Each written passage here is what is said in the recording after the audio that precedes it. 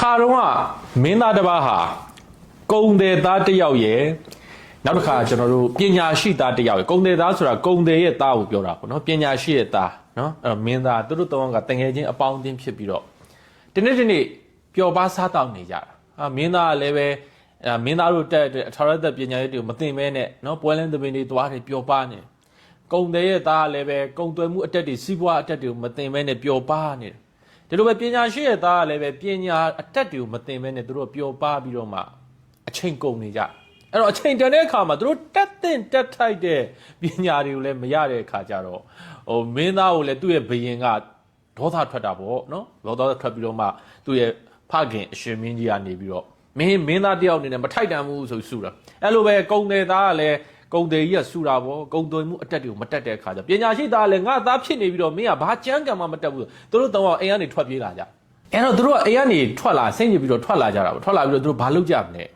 ငါတို့တော့ပဒံများတောင်ဆိုတာရှိတယ်အဲ့ဒီမှာငါတို့ပဒံများသွားရှာရင်ကောင်းမယ်နော်ပဒံများတောင်မှာပဒံများတွေ့ပြီဆိုရင်တော့ငါတို့ချမ်းသာပြီဆိုပြီးသူတို့တော့သွားရှာကြအဲ့သူတို့တော့ကအတိတ်ကံကတော့ကောင်းပုံရတယ်ကံကောင်းပြီးတော့ပဒံများတောင်မှာတယောက်ကိုပဒံများတစ်လုံးစီတွေ့လာနော်တော်တော်ကံကောင်းဒီခေတ်များဗရံများတောင်ရှိလို့အကုန်လုံးဗရံများတောင်စီရောက်တော့မှာနော်ဘယ်သူမှတင်နဲ့လာတက်တော့မှာမဟုတ်ဘူးဆိုတော့ဗရံများတောင်ကိုသွားပြီးတော့ဗရံများတစ်လုံးစီရလာအဲ့ဒါနဲ့တို့ပြန်တဲ့လမ်းမှာတို့ကြည့်လိုက်တဲ့အခါမှာဒါထုံးစံအတိုင်းပဲတန်မိုးရှိတဲ့ပစ္စည်းတွေရှိတဲ့လမ်းမှာခိုးသားဓမြတွေဆိုတော့ရှိဒီလမ်းမှာတခိုးတွေဓမြတွေရှိတယ်ငါတို့ဘယ်လိုလုပ်ကြအဲ့ဒါတို့တော့တိုင်ပင်ပြီးတော့မှဒီဗရံများတွေကိုငါတို့မျိုးချလိုက်ရင်ကောင်းမယ်မျိုးချလိုက်ရင်ငါတို့ကိုယ်ပေါ်မှာဘာမှရှာလို့မရတော့ဆိုတော့အောင်လောအဲ့ဗရံများတွေကိုမျိုးချပလိုက်အဲ့လိုသူတို့တိုင်ပင်နေတာကိုအဲ့လိုမျိုးသူတို့တိုင်ပင်နေတဲ့ကိစ္စကိုလူတယောက်ကခြုံခွေကနေကြားလိုက်တဲ့အခါဟာဒီကောင်၃ကောင်ကတော့ဗရံများတွေတွေ့နေပြီငါတို့ဘိုက်ထဲမှာတော့ဗရံများတွေရှိတယ်ဒါပေမဲ့၃ယောက်တယောက်သွားတိုက်လို့မရဘူးလေသူခံရမှာပေါ့အဲ့ဒါနဲ့သူကမျက်နှာချိုသွေးပြီးတော့အကြံနဲ့ကျွန်တော်တို့လေလိုက်ခွင့်ပေးပါကျွန်တော်လမ်းမှာကြောက်လို့ပါဆိုသူတို့၃ယောက်ကိုသွားပြီးတော့မျက်နှာချိုသွေးလိုက်တာအဲ့ဒီဇိန်းတယောက်ကသူတို့ခေါ်လာဟိုကောင်အကြံပဲအဲ့ဒီ၃ယောက်ညာအိပ်ပြီဆိုရင်ဘိုက်ကိုခွဲပြီးဗရံများထုတ်ဖို့အတွက်လိုက်လာ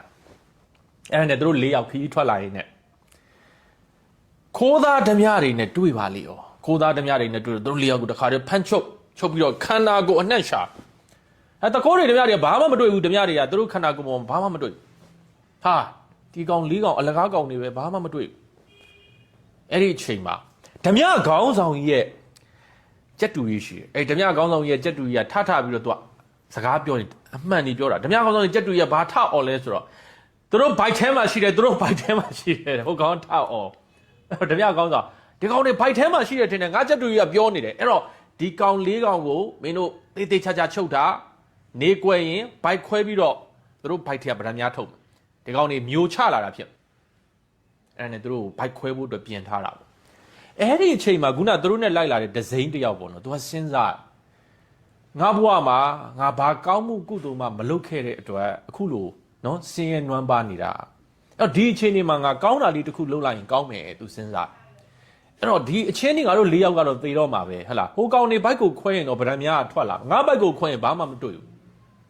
းဒါပေမဲ့တခိုးတွေကလည်းဓမြတွေကလည်းငါ့ကိုခွဲမှာပဲဘိုက်ကိုတော့အဲ့တော့မဖြစ်ဘူးငါကောင်းတာလေးဘဝမှာငါဘဝတစ်ချောက်လုံးမှာကောင်းတာတစ်ခုမှမလုပ်ခဲ့ဘူးငါဒီအချိန်မှာဘာလုပ်တင်လဲစဉ်းစားနောက်ဆုံးအဲ့ဒီဒီဇိုင်းကစဉ်းစားလို့ရတာလ